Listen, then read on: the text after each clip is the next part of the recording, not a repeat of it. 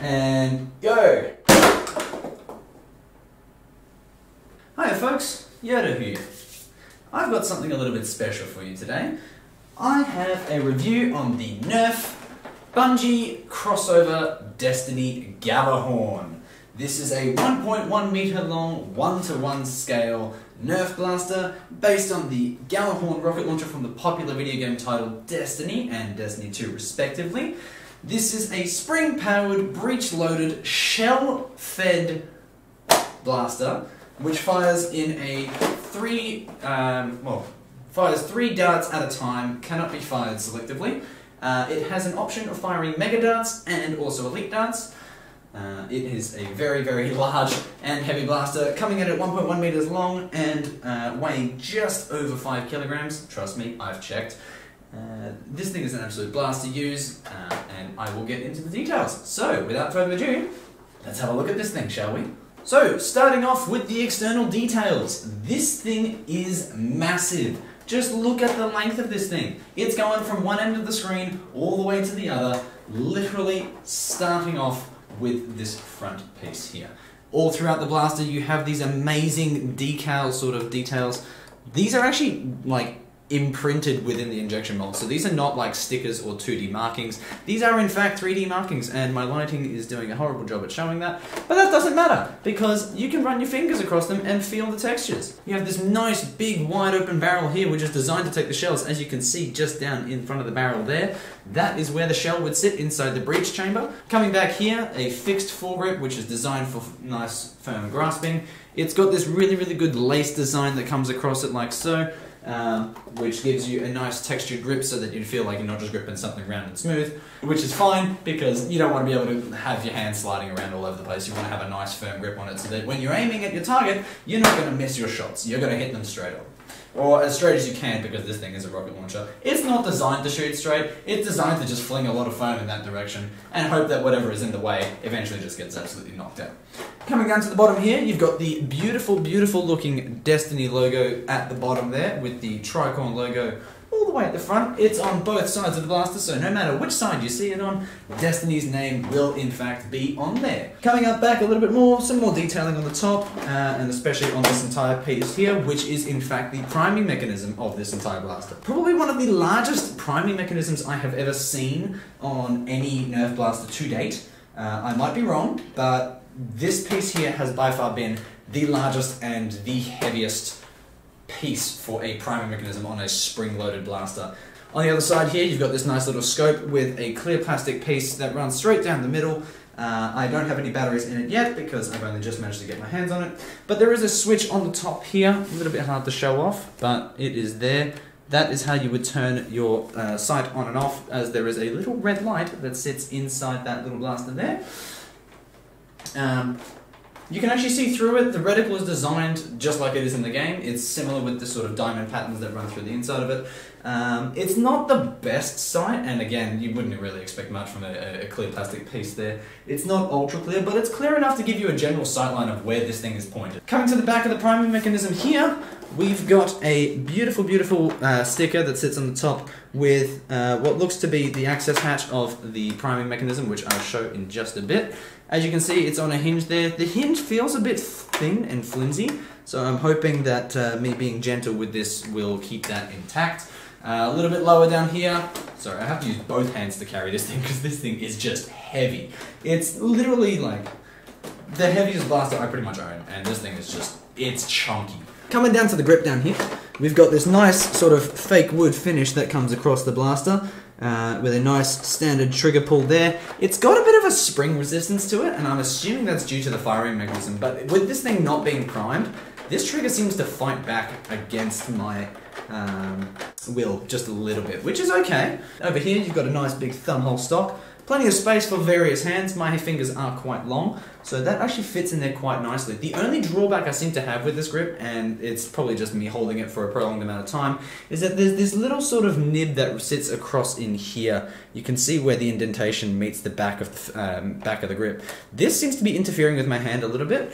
which is okay. It's not too big of a problem, but if I sand that down, I'm sure I can get rid of it, and this thing will be even more comfortable than before. But apart from that, the grip is nice and comfortable. The thumb hole stock doesn't interfere with anything at all. Coming behind that, though, is the shoulder brace. So this is canonically where your shoulder would be mounted. So if you were to place this thing on your shoulder, grab that nice and firm, you would use that as your brace, and this actually lines the side up nice and perfectly with your head so you can actually see what you're doing. Although if this thing is a little bit too heavy for you, you can slide your shoulder down behind that brace and use the breech tube as your cover. However, it will look a little bit janky and you'll feel a little bit lopsided because you won't have that control of having it nice and close to your body. Because everyone has different arm lengths and this thing isn't really designed to be practical, it's more designed to be fun and just sort of a gimmicky blaster, which I will definitely be intending on using in future games. Coming back a little bit further, you've got this entire sort of blast tube or breech tube, as you would call. This has no functional piece to the blaster, it is purely aesthetic. It's hollow on the inside, which is hard to tell, but there is nothing on here at all. It is purely just an aesthetic piece that sticks on. Once it is attached, it cannot be removed, as the foregrip is as well. So once you put these things in, the only way you're going to get them out is if you pull the entire blaster apart for modding or for other purposes to maybe fix up anything that breaks. So far with my testing, I haven't had anything break, so this thing's been doing really well. It's durable, it's heavy, but it's definitely working the way it is intended. That is about it for the external features. We'll be going over the functionality of this thing and how to load it, how to fire it, and then once that is done, I'll be giving a quick firing demonstration on what this will look like. Hopefully we will see some good action here. So the way this blaster functions, like I said at the beginning of the video, it functions off of shells. These shells sit inside a breech, and basically that is how these things will fire. As you can clearly see, I have 3 shells marked in orange and 1 marked in grey. These all came with the box, none of these are modded. Basically how these shells work is you've got these sort of front-loaded tubes where you can stick them in, kind of just like any other shell. You've got a little guide pin there, which doesn't matter too much. You can put that in there. Once you've got your darts loaded, you'll notice there's a tiny little fin here. This fin is used for guiding this in and also used as part of the ejection module, so that when you're taking that shell out of your blaster after firing, you'll be able to grab the back of it just a little bit better. Now, the main difference between these 2 shells that you've seen here, one is in orange, one is in grey. The idea of the one in grey looks a little bit different because it is different. That difference is that inside, instead of having mega darts like the other 3, this one actually has elite darts. Yes, Bungie did ask Hasbro to design this one to come with an elite dart option because some people just prefer elite darts over mega darts.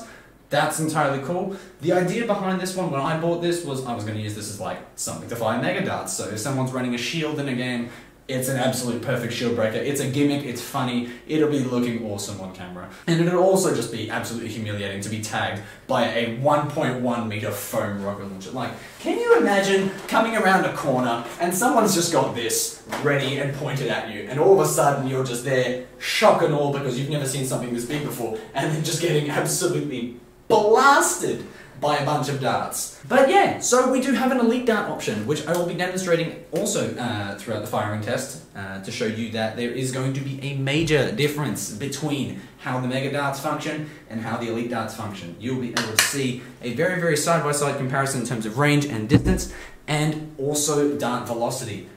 The elite darts actually were a lot better than I thought they were going to be. I thought that they were going to be mega performance with elite darts and there was going to be some sort of compromise. No, Hasbro has delivered, and these elite darts actually do fire pretty decently. Mind you, the grouping is a little bit weird because, you know, it's a 3-dart shell, but apart from that, that cluster is actually pretty tightly grouped. Now, to actually fire this thing requires a couple of steps and requires a little bit of sort of finesse to get a hang of. Starting, of course, you want to have a nice firm grip on the blaster so that this thing doesn't fly to your hands. And then you want to grab this top piece here, this entire top piece where the wolf's head actually rests. As I slide this entire piece forward, you will start to prime the blaster. You will hear a click. That click is in fact inside here. This is where the magic is currently happening. Notice how the door hasn't come up yet. The reason for that is that because the entire mechanism needs to come forward just a little bit further and click extra just for that door to pop open. A nice detail to stop the thing from, you know, accidentally flying out and then you lose your shells, but you do have to push it pretty far for it to actually work. So I'll demonstrate that again. So that's already as far as it goes, and then you have to push it even further for that door to open up. Once that door is open though, you get to see the inside of the breech tube, which is this nifty little piece here. Now, I've seen this design before, and Hasbro did an okay job at executing it beforehand.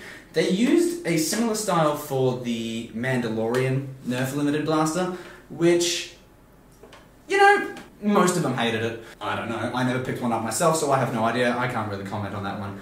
As you can clearly see, as I mentioned before, there's this little top sort of nip of the breech tube. This is what allows you to guide your shells in on the correct angle. So, you line that thing up, you put that shell in there, and as you can clearly see, actually, let me get the good angle on that, because my lighting is rubbish. You can see where that sort of that tooth is going in, clicks in place just like that. But once you've got the shell nice and secure, you can push that breech tube down, and now that breech tube is lined up with the rest of the front of the barrel. So this will actually be pointing straight out now.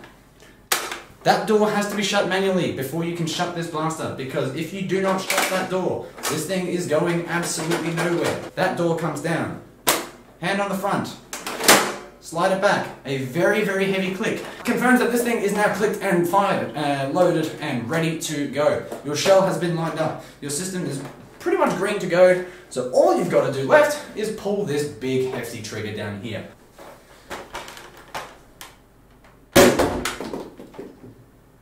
That wasn't too bad. So we'll pop in that next shell. Uh-oh. And this is the problem that I was ready to face pretty early on, actually, in the blaster's design, is that if the shell accidentally pops out before you can shut the thing, yeah, you have to really get your fingers in there to sort of fix that problem. But once that shell is in properly, you shut that, shut the door. The mega darts seem to leave the barrel pretty slowly. Like, I feel like I'm losing a little bit of dart velocity. And by a little bit, I mean I'm probably losing a fair amount. But that's okay. So we'll do that one again, one more time. Let's see what these mega darts look like, shall we? Actually, we'll fire it from this side of the room so you guys can see it come across and see how it looks when they leave the barrel. So, I've got to remember that this thing is long as, like, I'm trying to back up against the wall so I'm not too far away, but this thing is too long for that. That actually doesn't look too bad. That one was a little bit better that time. Now we're going to test these elite darts and see if these things actually hit as good as they should. I'm hoping that these elite darts actually, you know, hit the door with a decent force to the point of where I can actually tag someone with this. Because if I can tag someone with this without modding it, I think we're good. So let's give it a try, shall we? Alright, here we go. You ready? And go! Oh, this has potential. This thing here has so much potential. But it has a heck of a firing sound. Like, that thing is loud. Most of the firing mechanism is back here, where sort of the priming mechanism occurs, and your ear is right up against that, because when I was firing like that, my ear is right there. Which is okay, because, you know, it's a blaster. It's meant to make loud noises. It's a spring. You fire it, you know what? It makes noise. I don't mind. I think that loud noise actually helps with the immersion. So overall, what do I think about this? I think this is a great blaster for any Destiny fan who prefers to have something iconic in their hands. This is probably also going to be something for like people who like weird and exotic blasters that don't function the normal way, like they have their own unique style of usability, or they're just their own application to certain scenarios. I like this blaster. I think this is actually a really, really good job from Hasbro, so I'd like to congratulate them on absolutely nailing the design that they got, courtesy of Bungie, of course. They have done an absolutely stunning job at capturing the silhouette, and like, the shadow of this thing is just incredibly large. My final thoughts, I definitely do not regret picking this thing up. I think this is an excellent choice for weird and quirky blasters that are just really, really fun to use, and really, really cool as well. Like, this just has a very, very cool aesthetic to it. I absolutely love it. So I'm going to give this thing an 8.5 out of 10. Probably has some modding potential down the line. We'll be having a chat with some of the other nerfers and see if we can pull this thing apart, have a look on the inside and see what we can make of this thing to see if we can get it up to higher performances. Anyways guys, if you enjoyed that review, be sure to hit that like button and also hit that subscribe button so that you stay notified every time we post a new video. With that out of the way, I'll see you on the battlefield. Happy foam flinging!